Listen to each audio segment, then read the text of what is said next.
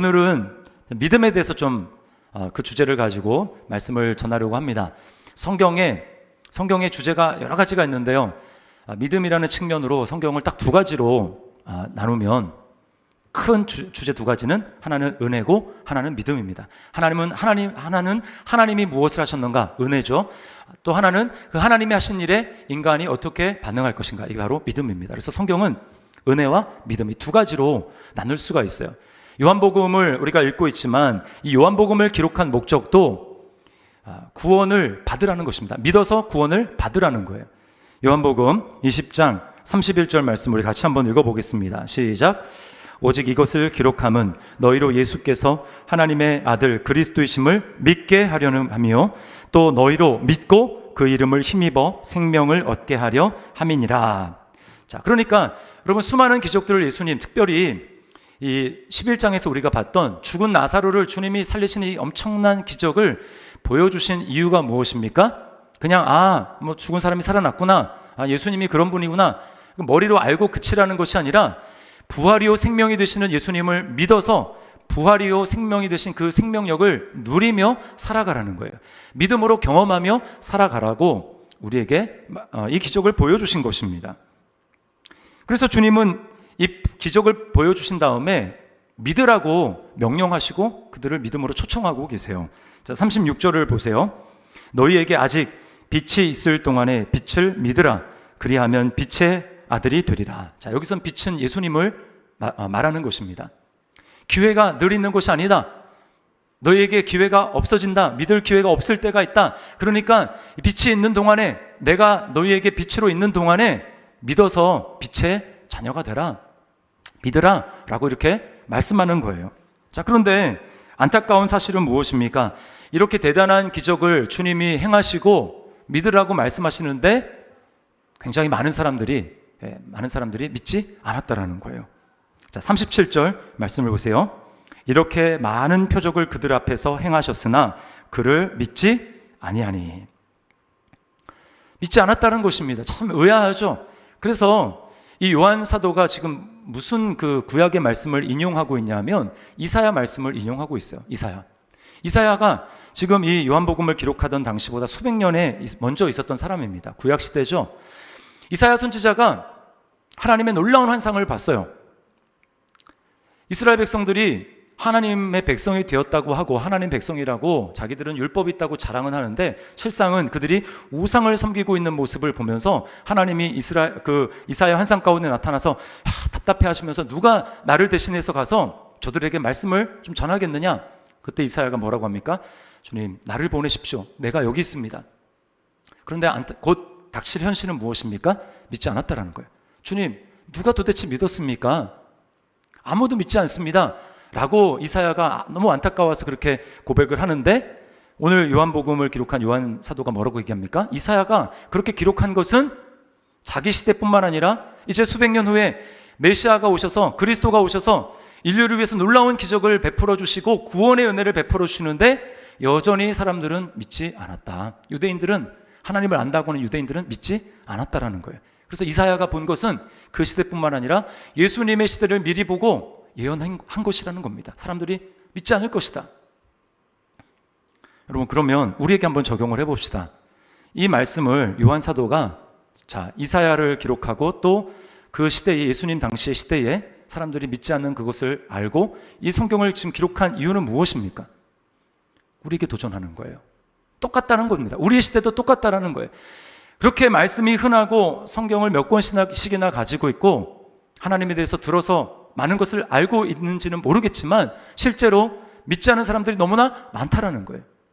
하나님은 오늘 그래서 우리에게 이 말씀을 통해서 도전하십니다. 너는 정말 믿고 있느냐? 너는 정말 믿느냐? 라고 말씀하는 거예요. 그래서 이 시간 우리 자신의 믿음을 하나님 앞에서 정말 정직하게 좀 살피고 반응했으면 좋겠습니다. 나는 정말 하나님이 원하시는 그 믿음을 가지고 있는가? 나는 정말 그 믿음대로 살아감으로 하나님이 원하시는 풍성한 삶을 경험하고 있는가? 자, 우리 자신의 믿음을 점검하기 위해서는 먼저 믿음이 아닌 것이 무엇인지 알아야 됩니다. 성경적인 믿음이 아닌 것이 무엇인가? 자, 믿음이 아닌 그 첫 번째는 뭐냐면 자기가 믿고 싶은 것을 믿는 것은 믿음이 아닙니다. 제가 이제 학창 시절에 제 기억으로는 고등학교 때나 아니면 대학교 1학년 때나 그랬던 것 같은데 저희 아버지 그 교회에 부흥회를 하게 됐습니다. 부흥사 목사님이 오셔서 부흥회를 인도를 하셨는데 그때 이제 뭐 기도 응답인가 믿음에 대해서 아마 말씀을 하셨던 것 같아요. 그러면서 이렇게 얘기를 했습니다. 여러분 가운데 하나님의 복을 여러분이 받기를 바라는데 집이 없는 분들은 이렇게 하시라고 그러면서 이제 새벽 기도를 왔다 갔다 하면서 저 집이 우리 집이 됐으면 좋겠다. 저 집에 살고 싶다. 그런 집이 있으면 찜을 하래요. 찜을 하면서 새벽 기도 왔다 갔다 하면서 그 집 대문에다가 손을 대고 기도를 하고 선언하라는 겁니다. 이 집이 내 집이 될지어다. 그렇게 믿음으로 선언하면 하나님이 그 믿음을 보시고 여러분에게 그 집을 주신다. 그러면서 실제로 되어진 성공 사례를 얘기를 해주시는 거예요. 그때 성도들이 어느 말씀보다 더 큰 은혜를 받았습니다. 그래서 아멘 소리가 얼마나 크게 나왔는지 몰라요. 그 당시에 저희도 집이 없었기 때문에 저도 굉장히 도전을 받고 은혜를 받았던 기억이 있어요. 그러나 제가 뭐 이렇게 저 집이 내 집이 된다 이렇게 막 손을 얹고 그러진 않았습니다. 여러분, 이게 믿음일까요? 성경에서 말하는 믿음일까요? 이거는요, 믿음이 아니고 긍정의 힘입니다. 긍정의 힘. 적극적 사고방식. 세상에 뭐 심리학 서적에서 얘기하지 않습니까? 마음속에 내가 원하는 바를 간절히 갈망하고 그리고 머릿속에 생생히 그리고 그것을 입으로 날마다 선포하라. 눈에 보이도록 그 목표를 적어놓고 날마다 선포하라. 그러면 그 꿈이 이루어진다. 여러분, 그건 성경적인 믿음과 전혀 상관이 없습니다. 이거는 긍정의 힘, 적극적 사고방식이에요. 그것이 믿음이 아닙니다. 그렇게 내가 원하는 것을 믿는 것을, 그것도 강하게 믿는 것을 믿음이라고 생각하게 되니까 사람들이 어떻습니까? 내가 강하게 믿는 게 중요하다고 생각하는 거예요. 내가 세게 믿는 게 중요하다고 생각하는 것입니다. 그래서 여러분, 한국 사람들에게는 특별히 더 이런 마음들이 더 많아요. 예수님을 믿어도 이런 마음이 더 많이 남아 있습니다. 왜 그럴까요? 우리는 뿌리 깊게 무속신앙이 우리 속에 있어요. 그래서 정한수를 떠다 놓고 정말 정성을 다해서 내가 원하는 것을 비는, 그러면 치성을 드리면, 또는 내가 지극한 정성을 드리면 하늘이 감동해서 지성이면 감천의 원리, 이걸 가지고 자녀들이 되게 어떤 대학에 들어가기를 원하고 좋은 직장에 들어가기를 원하면 내가 하나님 앞에 그 대상이 어떤 대상이 됐든지 내가 정말 간절하게 정성을 들이면 이루어진다라고 하는 것입니다.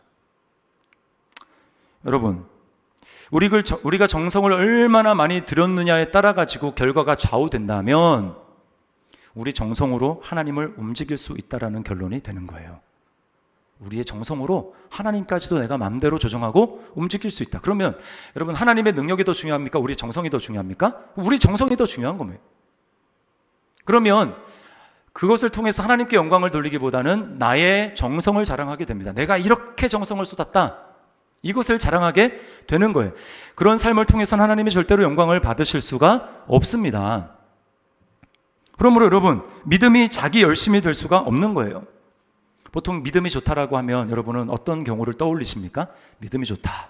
그럼 대부분 교회 안에서 뭔가 활동을 많이 하는 사람을 믿음이 좋다라고 얘기해요. 저분은 참 믿음이 좋다. 그렇게 얘기를 하죠. 그 반은 맞고 반은 틀리는 거예요. 여러분, 물론 진짜 성경적인 믿음을 제대로 가지고 있으면 주님의 몸을 잘 섬기게 됩니다. 봉사를 하게 돼요. 필요가 있고 그러면 절대로 그것을 외면할 수 없습니다. 주님의 몸을 잘 섬기게 돼요. 이게 믿음입니다. 그러나 다른 의도를 가지고 봉사를 할 수도 있다라는 거예요. 자기 열심으로 사람들에게 인정받고 자기를 드러내기 위해서도 얼마든지 봉사를 할 수 있다라는 것입니다. 하나님만 아시겠죠? 내가 믿고 싶은 것을 강하고 세게 주장하고 믿는 것, 그것은 성경적인 믿음이 아니에요. 자, 두 번째는 믿음은 지식적인 동의가 아니라는 겁니다. 자, 신앙생활을 오래 한 사람일수록 또 많은 성경적인 지식을 가진 저 같은 목사가 자주 빠질 수 있는 오류가 바로 이거예요. 지식적인 동의. 그래서 나 저거 알아. 그래, 저거 아는 사실이지. 그래, 하나님이 저런 분인 건 알지. 고개를 끄덕끄덕거리고 알면 그것이 믿음이라고 생각하는 것입니다. 내가 얼마나 많이 알고 있느냐, 이거를 내가 믿음 있다라는 것으로 착각하는 거예요. 여러분, 그야말로 착각입니다. 아는 게 믿음이 아니에요. 교회를 한 10년 정도 다녀서 주일 예배뿐만 아니라 수요 예배, 또 금요 철야, 또 새벽 기도, 그리고 성경 공부도 좀 하고 성경 통독 횟수가 좀 쌓여가고, 여러분 그러면 아주 복잡한 무슨 교리 이런 거는 모를 수 있겠지만 웬만한 것들은 다 합니다. 모르는 게 없어요. 그렇지 않습니까? 여러분, 제가 설교하는 것 중에 처음 들어봤다, 모르는 건다, 신박한 거다, 이런 거 있습니까? 없어요. 다 아는 거예요. 그럼 우리는 어떤 착각에 빠집니까? 그렇지, 맞아, 나 아는 거지. 딱 거기까지입니다. 딱 거기까지. 이건 믿음이 아니라는 거예요. 여러분, 믿음은, 성경에서 말하는 믿음은 뭐냐? 믿음의 역사라고 얘기를 해요. work, 일이 뭔가 일어난다라는 겁니다. 믿음을 가졌습니까? 그러면 뭔가 효력이 나타나고, 뭔가 열매가 나타나고, 뭔가 행동으로 옮겨지고, 뭔가 변화가 있다라는 거예요. 그게 믿음이지, 그래 지식적으로 동의하고 끝났어, 아무런 변화가 없고 아무런 모습이 내게 나타나지 않는다, 그건 믿음이 아니라는 거예요. 그래서 여러분, 우리가 속으면 안 됩니다. 행함이 없는 믿음은 죽은 것이라 라고 말씀을 하죠. 정말 우리가 성경적인 믿음을 갖기 위해서 아는 것은 중요합니다. 아는 것이 포함이 되지만 아는 것 자체가 믿음이 아니라는 거예요. 오늘 본문에 나오는 유대인들을 보십시오. 예수님이 나사로를 살리신 사건을 알았어요. 예수님이 능력 있는 분이라는 것을 알았습니다. 그러나 뭐라고 해요? 믿지 않았다. 지식적인 동의가, 예수님은 그런 분, 동의가 믿음이 아니라는 거예요. 성경에서 야고보 사도가 뭐라고 외치고 있습니까? 너희가 하나님은 한 분이신 줄 아느냐? 잘 아는도다. 귀신들도 믿고 떠느니라. 지식적인 동의가 믿음이라고 한다면 그런 믿음은 귀신도 갖고 있다는 거예요. 그래서 귀신도 하나님이 한 분이신 줄 알고 무서워서 떤다고 이야기를 합니다. 하나님은 거룩하신 분, 하나님은 죄가 없는 분, 하나님은 이런 분 저런 분 머릿속으로 알아요. 근데 아는 것으로만 그쳤어요. 여러분, 그 믿음은, 그런 지식적인 동의는 내 삶을 전혀 바꾸지 못하고 그런 지식적인 동의에서 있는 그런 믿음으로는 우리는 구원받지 못합니다. 여러분, 만약에 여러분이 어떤 재정적인 압박을 받고 있다고 생각을 해보십시오. 그러면 두려움과 염려, 걱정이 있을 것입니다. 불안할 것입니다. 그러면 그 지금 불안하고 있다는 증거는 무엇입니까? 지금 나는 이 순간에 하나님을 믿고 있지 않다는 거예요. 하나님을 믿고 있지 않습니다. 그 순간 하나님을 믿으면 어때요? 하나님을 정말 믿고 있다면 어떻습니까? 하나님의 다스리심 가운데 하나님의 나라가 내 마음 가운데 임하니까, 로마서에 보면 하나님 나라를 뭐라고 얘기합니까? 하나님 나라는 먹는 것과 마시는 것이 아니라 오직 성령 안에서 의와 평강과 희락이라. 의, 어떤 삶이 있어도 나는 하나님 앞에 담대하고 의로와, 나는 그런 존재야, 그렇게 말할 수 있고, 또 뭐예요? 평강이 있어요. 마음이 너무나 평안합니다. 그리고 뭐예요? 기쁨이 있어요. 근데 지금 평강이 없고 불안하고 있다면, 두려워하고 있다면 여러분, 지금 하나님을 믿고 있지 않는 것입니다. 성경은 뭐라고 얘기합니까? 너희 염려를 다 주께 맡겨버리라. 이는 그가 너희를 돌보심이라. 하나님이 우리 아버지가 되셔서 나를 돌보고 계신다라고 하는 사실을 지금 믿지 않고 있기 때문에 지금 내 마음에 평안이 아니라 두려움과 염려, 걱정, 근심에 사로잡혀 있는 거예요. 지금 믿고 있지 않는 것입니다. 여러분, 그렇다면 성경적인 믿음은 무엇이고 우리가 그 믿음을 어떻게 소유할 수 있을까요? 우리가 그 믿음을 어떻게 가질 수 있을까요? 자, 성경적인 믿음은 내 지식이 아니라, 내가 믿고 싶은 것이 아니라 하나님이 하신 일, 하나님의 성품, 성경 말씀에 근거를 두는 것입니다. 내가 믿고 싶은 것을 믿는 게 아니고요, 하나님의 말씀에 믿음의 근거를 두는 거예요. 하나님 말씀에 뭐가 나타나 있습니까? 하나님이 어떤 분이신지, 그리고 하나님이 무슨 일을 행하셨는지, 무슨 일을 하고 계시는지, 하나님의 마음은 지금 어디에 있는지 이것을 말하고 있죠. 그러니까 성경을 읽지 않고 하나님을 알지 못하는 사람이 믿음이 좋을 수가 없는 것입니다. 덮어놓고 믿는 것은 믿음이 아니라는 거예요. 성경을 봐야 됩니다. 정말 하나님 이런 분이구나, 하나님이 이런 일을 하셨구나. 그 하나님을 알아갈 때 우리의 믿음도 함께 자라가는 것이지, 성경을 전혀 읽고 하나님을 알아가려는 노력을 하지 않고 있으면서 믿음이 자랄 수는 없는 거예요. 그래서 성경의 하나님을 알지 못하게 될 때 우리는 내가 믿고 싶은 것을 믿게 되는 것입니다. 여기저기 들은 얘기, 그냥 거짓도 적당히 섞여 있는 것을 믿는 거예요. 그래서 어떻게 합니까? 아까 부흥사 목사님이 얘기한 것처럼 적극적인 사고방식 그리고 긍정의 힘, 이게 믿음인 줄 알고, 그래서 하나님이 아닌데 성경에서 얘기한 게 그게 아닌데 그걸 막 주장하고 그렇게 열심히 믿었어요. 자기가 원하는 걸 열심히 믿었어요. 근데 안 이루어집니다. 집이 생길 줄 알았는데 집이 안 생겼어요. 뭐 어떻게 됩니까? 하나님께 화가 나는 거예요. 내가 이렇게 열심히 했는데, 내가 이렇게 열심으로 했는데 왜 안 이루어지느냐는 겁니다. 그러면서 시험이 들어야 하나님께 삐집니다. 그리고 결국은 하나님을 떠나요. 너무 안타까워요. 여러분, 문제가 뭡니까? 하나님의 문제입니까? 아니, 하나님 한 번도 그렇게 말씀하신 적이 없어요. 자기가 성경에서 하나님이 말씀하시는 것을 알아가지 않고 자기가 믿고 싶은 것을 믿으면서 그 결과의 책임을 하나님께 돌립니다. 얼마나 이런 경우가 많습니까? 혼자 북치고 장구치고 열심히 내고 막 하다가 그냥 자기 풀에 지쳐가지고 그냥 떨어져요. 애당초 하나님이 어떤 분이신지 아는 것에는 관심이 없고 내가 원하는 것을 믿었기 때문에 그런 결과가 초래되는 것입니다. 여러분, 그러므로 우리는 하나님 알기를 힘써야 돼요. 성경을 읽으라는 게 여러분 율법이 아닙니다. 하나님을 알라는 거예요. 이제 우리가 연초부터 시작해서 공동체 성경 읽기를 지금까지 해오고 있는데요. 어떤 다락방들 보니까 이미 일독이 다 끝났대요. 그래서 그 다음에는 이제 우리가 어떻게 할까, 어디를 읽을까, 남은 연말까지 어떻게 할까, 이것을 이제 의논하는 중이라고 얘기를 합니다. 그런가 하면 또 어떤 분들은 이미 성경 일독 이제 다 끝나고 필사를 시작을 했대요. 필사.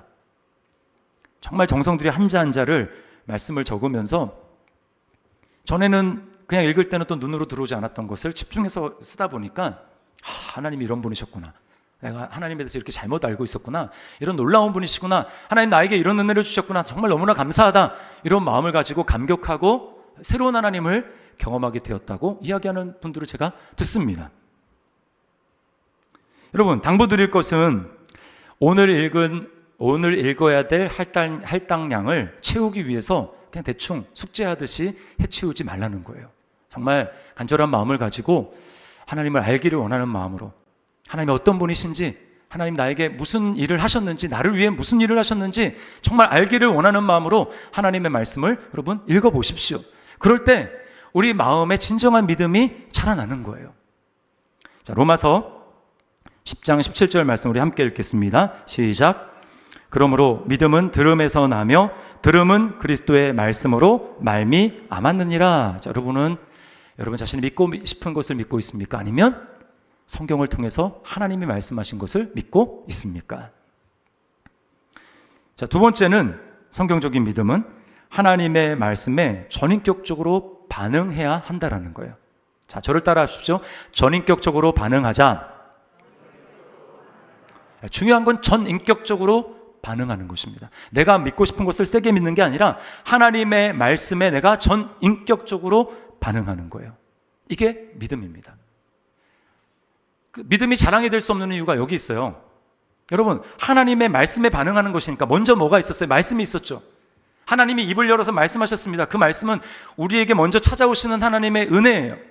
하나님의 말씀은 아무리 그것이 명령이고 때로는 부담스럽게 다가와도 그것이 은혜인 이유는 우리를 건져주시려고 하는 먼저 내미시는 하나님의 은혜의 손이기 때문에 그렇습니다. 그렇다면 거기에 우리가 전폭적인 전인격을 담아서 반응해야 되는 거예요. 이게 믿음입니다. 손을 내밀어서 받는 거예요. 이렇게 귀한 말씀을, 이렇게 귀한 선물을 나에게 주시다니요. 이거 정말 저에게 필요한 것이었습니다. 감사합니다 라고 하면서 적극적으로 그것을 손을 내밀어 받아들이는 겁니다. 애당초 주시려는 게 없었는데 받는 게 무슨 의미가 있겠어요? 받을 게 또 없는데 받아들이는 게 무슨 의미가 있겠습니까? 그러므로 여러분, 우리가 믿음으로 반응할 수 있다는 것 자체가 하나님의 은혜가 먼저 있었다라는 증거예요. 그럼 믿음이 하나님 앞에 공로가 될 수 없는 이유가 여기 있습니다. 하나님 먼저 손을 내미신 거예요. 하나님 먼저 우리에게 은혜를 베풀어 주셨기 때문에 우리는 거기에 믿음으로 반응할 수가 있는 것입니다. 여러분, 다시 한번 강조하지만 지식적인 동의로는 우리를 향하신 하나님의 놀라운 복을 경험하지 못합니다. 구원도 받지 못하고요, 우리를 향한 하나님의 놀라운 약속을 실제로 경험하지 못해요. 히브리서 4장 2절 말씀 제가 세 번역으로 읽어볼 테니까 여러분 말씀에 잘 집중해서 보세요. 그들이나 우리나 기쁜 소식을 들은 것은 마찬가지입니다.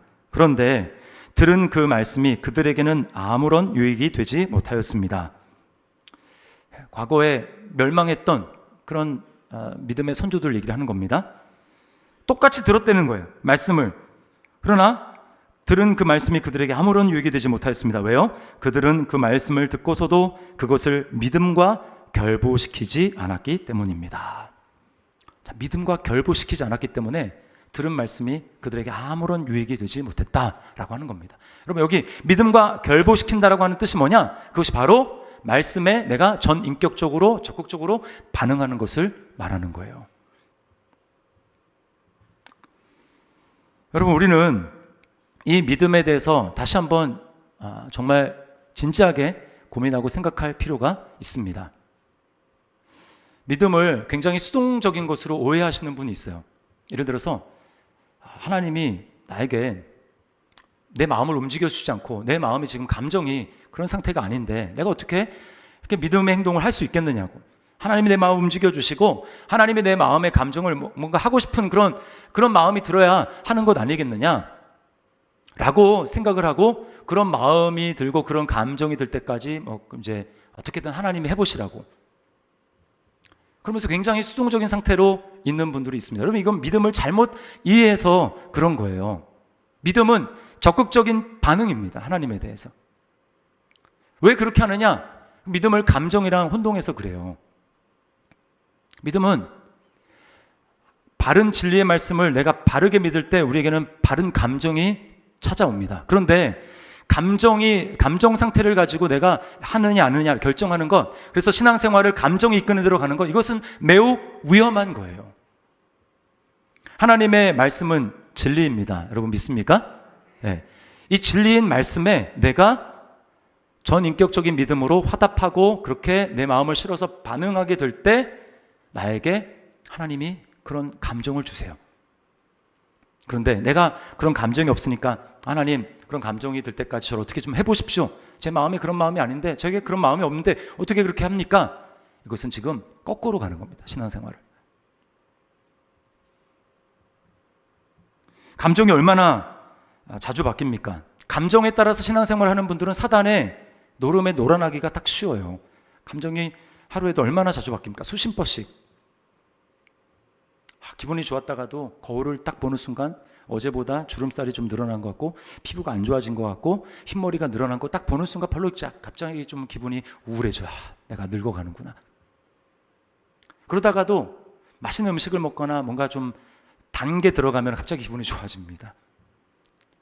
웃긴 드라마 보면 갑자기 기분이 좋아져요. 여러분, 그게 우리의 감정이에요. 그렇게 변화무쌍하게 움직이는 감정에 근거해서 신앙생활을 하고 하나님, 내 감정이 그렇게 되지 않습니다 라고 내 마음을 내버려 두는 것은, 그것은 하나님을 절대로 기쁘시게 하는 신앙생활을 할 수가 없어요. 마귀에게 속는 것입니다. 성경을 보십시오. 믿음이 없이는 하나님을 기쁘시게 하지 못한다. 그 믿음은 누구의 믿음입니까? 나의 믿음이에요. 내가 하나님께 반응해야 될 나의 믿음입니다. 하나님이 인정하시고 칭찬하셨던 히브리서 11장을 읽어보십시오. 믿음의 사람들 얘기가 쭉 나오는데 그 사람들은 다 뭐예요? 적극적인 믿음으로 하나님께 반응했던 사람이에요. 우리가 예수님을 믿어서 우리 안에 예수의 생명이 없는 사람들은 모르겠으나 정말 우리 안에 예수님의 생명이 있는 사람들이라면 하나님께 적극적으로 반응해야 됩니다. 아브라함을 대표적으로 예를 들어볼까요? 하나님이 아브라함이 99세 되셨을 때 찾아오십니다. 그렇게 해서 말씀하세요. 내가 내년 이맘때에 너에게 아들을 낳게 할 것이다. 사라의 몸에서 아들이 태어날 것이다. 이렇게 말씀을 하셨어요. 아브라함의 감정은 무엇이었을까요? 절망입니다. 절망. 아니, 내년에 뭐 아들이 생긴다고? 말도 안 되는 소리지. 지금 사라의 나이는 89세고 내 나이는 99세인데 사라는 이미 생리가 끊어진 지가 수십 년이 됐고, 나도 지금 내가 스스로 몸을 느껴봤을 때 정말 고목나무와 같이 아무것도 생명이 없는 것처럼, 생명을 생성해낼 수 없는 그런 몸처럼 느껴지는데, 아니 여기서 무슨 아들을 주시겠다고 하나님이 하시는가? 여러분, 정말 그 감정에 치우쳤으면 어떻게 될까요? 포기입니다. 포기. 아예 됐습니다. 그냥 이렇게 살다 가죠. 이렇게 반응을 했을 거예요. 그러나 아브라함은 어떻게 반응했습니까? 하나님이 그냥 전능하신 하나님, 이것을 아브라함이 그냥 머릿속으로 지식적으로 동의하는 데서 끝나지 않았습니다. 적극적인 믿음을 가지고 하나님께 반응을 했어요. 하나님을 믿어드렸습니다. 내가 지금 느껴지는 환경과 나의 현재의 상황, 거기에 반응하는 것이 아니라 하나님의 말씀, 하나님의 전능하심, 하나님이 이런 분이라고 하는 그 진리의 말씀에 전인격적으로 반응을 했어요. 자, 로마서 4장 19절 20절 말씀을 우리 함께 읽어보겠습니다. 시작. 그가 백세나 되어 자기 몸이 죽은 것 같고 사라의 태가 죽은 것 같음을 알고도 믿음이 약하여지지 아니하고 믿음이 없어 하나님의 약속을 의심하지 않고 믿음으로 견고하여져서 하나님께 영광을 돌리며. 아멘. 아브라함이 이렇게 했더니 하나님이 약속이 그에게 이루어졌습니다. 정말 기적을 경험한 거예요. 이게 바로 하나님의 풍성하심을 누리는 방법입니다. 성도가 세상을 살아가는 방법 딴 거 없어요. 이 믿음입니다. 그래서 믿음이 중요한 거예요. 아무리 하나님이 놀라운 것을 약속해 놓아도 우리가 그 믿음으로 그것을 적극적으로 반응하지 않을 때 우리는 여전히 빈곤한 삶을 살아갈 수밖에 없는 겁니다. 그것은 나랑은 별로 상관없는 이야기처럼 들리는 거예요. 제가 말씀을 준비하면서 저의 믿음을 한번 점검을 해봤습니다. 나의 믿음은 어떤가? 특별히 믿음이 항상 뜨거울 때, 뭔가 처음 시작할 때 아니겠습니까? 예수님을 처음 믿었을 때, 또 저 같은 경우는 이제 개척을 처음 했을 때, 그때의 믿음과 지금이란 믿음을 제가 비교를 해봤어요. 그랬더니 저에게서 기쁨과 감사가 많이 줄어있다는 것을 발견하게 됐습니다. 아니, 하나님은 변함이 없으신데 왜 나는 이렇지? 하나님은 변함 없으시니까 하나님께는 책임이 없어요. 문제는 뭡니까? 저의 믿음에 문제가 있는 것입니다. 저의 믿음. 그럼 어떻게 회복할 수 있을까? 여러분들 가운데도 그런 고민 있지 않습니까? 내가 처음에는 그렇게 주님을 뜨겁게 사랑했는데 어느 순간에 시간이 지나다 보니까 내가 정확하게 원인은 알지 못하겠지만 지금은 그때 마음과 너무 달라. 다시 그렇게 회복했으면 좋겠는데 어떻게 할 수 있지? 기도원에 가야 되나? 어떤 집회에, 불이 내리는 그런 집회에 참석해야 되나? 어떻게 회복할 수 있을까요? 제가 말씀을 준비하면서 묵상하고 또 기도를 하는데 하나님이 저에게 주신 말씀은 로마서 6장 10절 11절의 말씀이었어요. 이런 말씀입니다. 그가 죽으심은 죄에 대하여 단번에 죽으심이요 그가 살아계심은 하나님께 대하여 살아계심이니 이와 같이 너희도 너희 자신을 죄에 대하여는 죽은 자요 그리스도 예수 안에서 하나님께 대하여는 살아있는 자로 여길지어다. 여길지어다, 이 말씀이 저에게 강하게 다가왔어요. 여길지어다. 여러분, 이 말씀을 통해서 하나님 저에게 그런 말씀을 하시는 거예요. 야, 좋은 일이 있으면 막 기뻐하다가 안 좋은 슬픈 일이 있으면 막 슬퍼하고 이렇게 환경에 따라서 반응하는 믿지 않는 불신의 강영구, 그 강영구는 죽었어. 너는 지금 완전 다른 세계에 있어. 너는 내 안에 있어. 하나님 이렇게 말씀하시는 거예요. 그러면서 그렇게 여겨라고 말씀하는 겁니다. 지금 내 상황은 아닌 것 같은데 믿음이 없는 것 같고 불안하고 기쁨도 별로 없는 것 같고 그리고 감정은 메말라 있는 것 같고 그렇게 느껴지는데 그 감정이죠. 그러나 주님께서는 뭐라고 하시냐면 너의 지금 신분은 거기에 있지 않아. 너는 이미 내 안에 있어. 예수 안에 있다는 것이 어떤 의미인지 알잖아. 하나님이 내 아버지가 되시고 그리고 나는 예수 그리스도의 포도나무가 되신 예수 그리스도의 가지로 붙어가지고 그 생명력을 지금도 받고 있는 사람이야. 근데 왜 느낌을 가지고 너가 반응하고 있냐? 여겨라. 그래서 제가 전 인격을 동원해가지고 제가 그 말씀에 반응하기 시작했습니다. 반응하기 시작했어요. 나는 예수님 안에 있다. 하나님이 내 아버지가 되신다. 내 삶을 책임지신다. 더시티 사랑의 교회는 머리는 주님이시다. 나는 그냥 종로를 타고 있는 것이다. 주님이 하신다. 주님의 능력은 내 안에 지금도 살아계신다. 믿음으로 제가 막 선포했어요. 여러분, 적극적으로 반응하는 중에 하나는 선포하는 겁니다. 그냥 입을 다물고 가만히 있는 게 아니고요, 선포하는 거예요. 그리고 찬양을 불렀습니다. 찬양은 믿음의 선포잖아요. 그랬더니요, 그렇게 하루하고 이틀하고 사흘하고 계속 하는데 여길지어다. 그래서 막 여기는 말씀, 제가 감정이 아니라 여기는 진리의 말씀에 제가 믿음으로 여기고 반응을 계속해서 해나가는데 놀라운 일이 벌어지는 거예요. 제 안에 하나님이 다시금 마음속 깊은 곳으로부터 감격과 기쁨과 감사가 막 이렇게 차올라오게 하시더라고요. 여러분, 이게 바로 믿음으로 반응하는 것입니다. 여러분, 하나님은 부유하신 분이라고 말씀하십니다. 하나님은 온 우주 만물을 창조하신 전능하신 하나님이라고 말씀을 하세요. 근데 왜 우리는 하나님이 계시지 않는 것처럼 빈곤하고 그렇게 혼자 고아인 것처럼 살아가고 있습니까? 하나님께는 아무 문제가 없어요. 문제는 뭡니까? 우리의 믿음입니다. 믿음.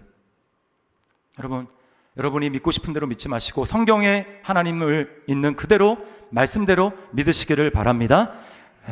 그렇게 전인격적으로 반응해야 돼. 지적인 동의로 그치는 것이 알아. 아는 것으로 그치면 안 됩니다. 전인격적으로 주장하고 여기는 그 믿음으로 하나님 앞에 반응하게 될 때 하나님은 지금도 살아계셔서 우리를 변화시키는 능력의 하나님이신 것을 여러분 믿으시기를 바랍니다. 그 하나님을 경험하게 될 줄 믿습니다. 하나님의 풍요하심을 따라 우리도 복을 누리며 풍요로운 삶을, 영적으로 풍요로운 삶을 살아가는 우리 저와 여러분, 하나님께 믿음으로 반응하는 우리 저와 여러분들 될 수 있기를 주님의 이름으로 축원합니다. 우리 말씀을 기억하면서 우리 찬양하도록 하겠습니다. 제가 이제 말씀 준비하면서 알게 된 찬양인데요, 말씀 앞에서라는 이 찬양이에요. 말씀 앞에서. 중요한 거, 우리가 말씀을 알고 거기에 적극적으로 반응을 하는 것입니다. 반응. 말씀 앞에서 경외함으로 주께 홀로 섭니다. 기록된 말씀 힘이 있어서 진리로 우리를 거룩해 하며 거룩한 말씀 세세 영원히 복음이 되어 말씀하시네. 중요한 것은 그 다음 반응이에요. 하나님 말씀에 두려워 떠는 자, 그 말씀에 생명을 거는 자, 그런 한 사람을 주님이 찾으신다고 말씀합니다. 이 시간 우리 찬양의 고백을 나의 고백으로 삼아 우리 하나님 앞에 믿음으로 반응했으면 좋겠어요. 이 찬양 드리겠습니다.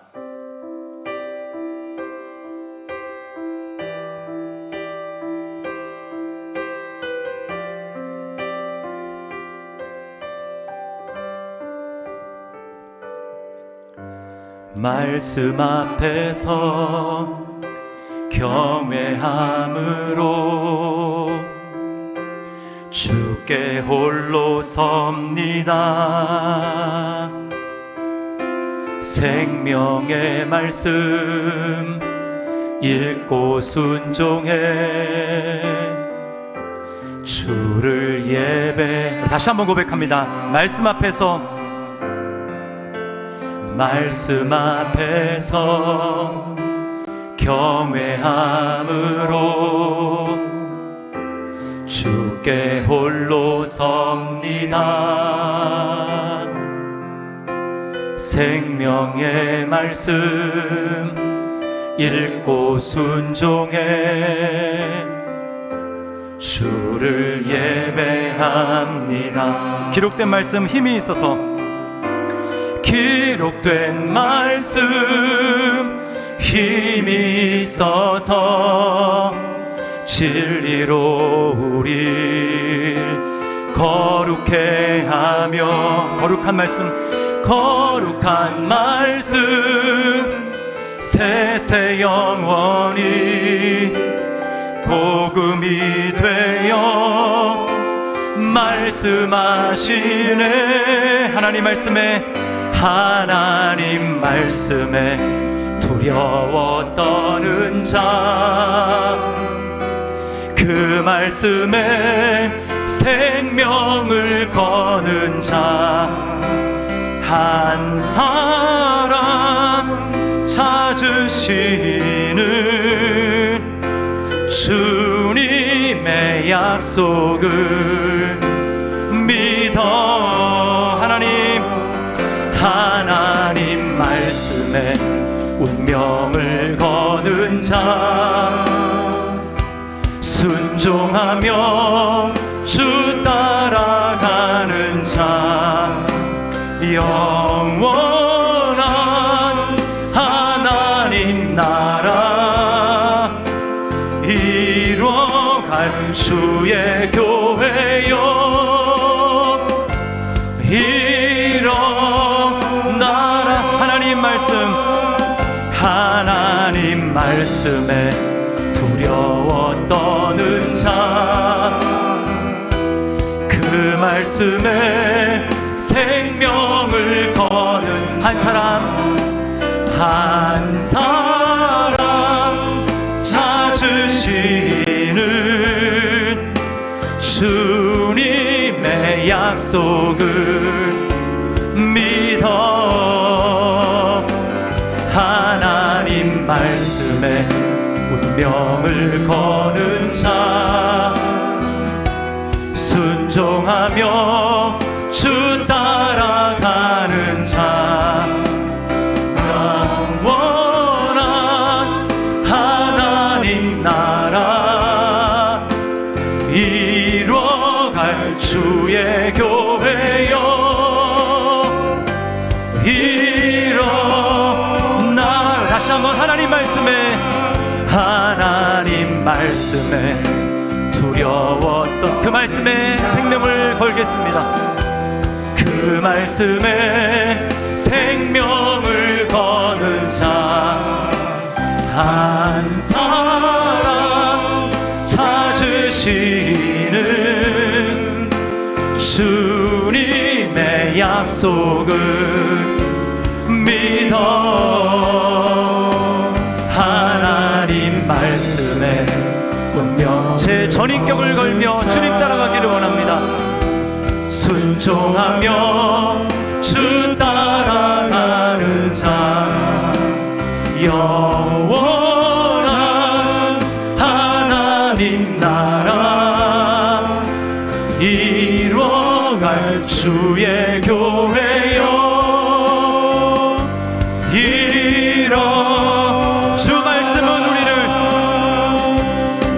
주 말씀은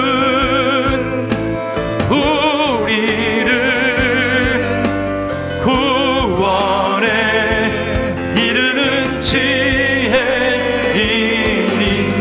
목숨과 내 뜻 다해 그 말씀에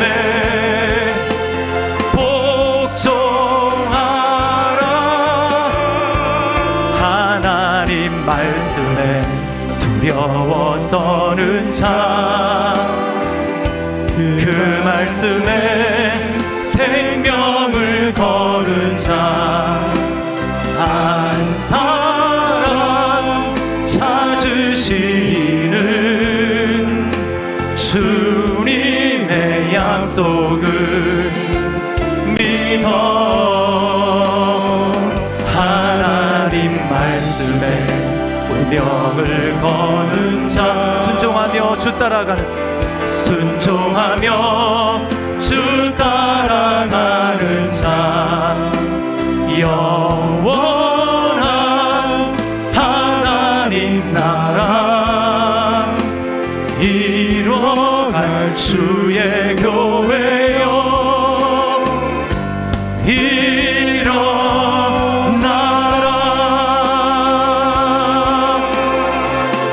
말씀을 기억하면서 우리 하나님 앞에 기도하며 나가겠습니다. 여러분, 혹시 하나님이 말씀하신 것이 아닌 여러분이 원하는 것을 믿고 있지 않습니까? 여러분이 원하는 것을 믿으면서 왜 되지 않냐고, 왜 응답이 없냐고, 왜 하나님은 가만 계시느냐고, 하나님을 원망하고 불평하고 시험에 들어있지는 혹시 않습니까? 여러분이 원하는 것을 아무리 강하고 세게 믿어도 거기는 아무런 역사가 없어요. 믿음은 내 생각에 기초하는 것이 아니라 하나님의 말씀에 기초하는 것입니다. 하나님이 어떤 분이신지, 하나님이 나를 위해서 무슨 일을 하셨는지 알아야 하는 거예요. 또 지식적인 동의에 그치고 있지 않습니까? 나 알아. 난 이것도 알고 저것도 알아. 그러나 전인격적으로 정말 반응하고 거기에 순종하지 않는다면, 거기에 내 삶을 건지지 않는다면 어떻게 우리가 하나님을 경험할 수 있겠습니까? 믿음은 전인격적으로 반응하는 것입니다. 주시겠다고 하시는 하나님께 손을 내밀어 적극적으로 달라고, 내가 받겠다고 반응하는 거예요. 내 마음이 감정이 되지 않는다고, 그런 마음이 들지 않는다고 여러분 기다리지 마십시오. 믿음은 여기면서 내게 일어나는 사실을 주장하면서 하나님 앞에 적극적으로 나가는 거예요. 그렇게 할 때 하나님 우리 삶 가운데 역사하실 것입니다. 하나님의 살아계심을 경험하게 해주실 것입니다. 이 시간 우리 주님, 내가 그렇게 믿음으로 반응하며 나아가는 자가 되겠습니다. 주님, 내 삶 가운데 역사하여 주옵소서. 우리 시간에 우리 결단하며 하나님 앞에 기도하며 나가겠습니다.